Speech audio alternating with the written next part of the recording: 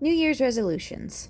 While I'm familiar with the concept, I've never really set out to do these things because up until the last 5 or 6 years or so, my life has looked very samey. Being raised and married into a cult will do that to a person, but I digress. In this video, I am attempting to revamp and revisit one of my first webcomics I ever published on the internet, Interdimensional. So for the first time ever in my life, I'm making a resolution for myself. I have a few goals in mind, but I wanted to share this one in this video. I plan on redrawing and reposting Interdimensional on Tumblr instead of Webtoons this time.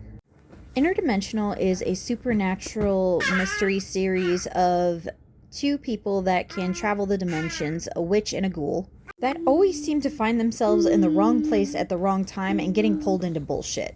And the character sheet I'm working on in this video is of one of the main characters, Jax.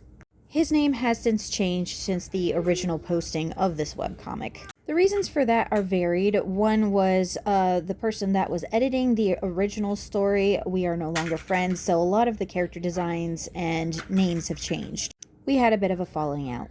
The other reason is this story used to be a sci-fi.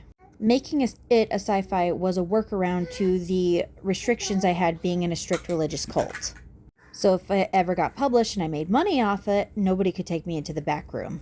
But now that I'm free of those restrictions, I can finally write and draw the story that I intended this to be. Jax is a ghoul that has found himself stranded in a dimension that he's unfamiliar with due to the fact that his magical dimensional traveling device has broken.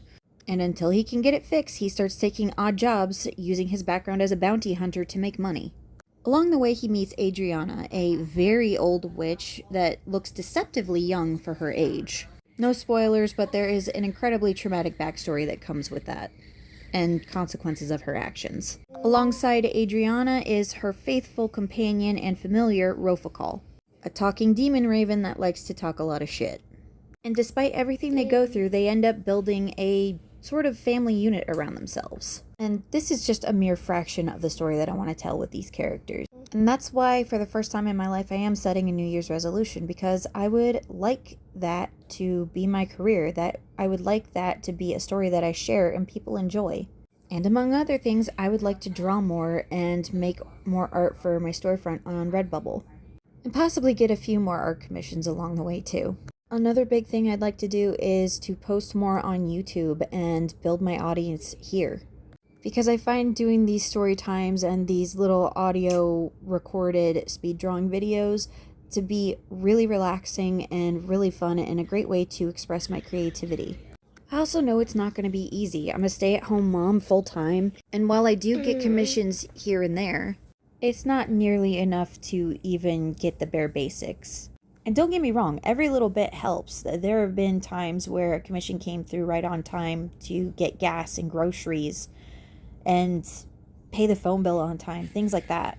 But I would like to have a more steady income from doing social media and sharing my art here on the internet.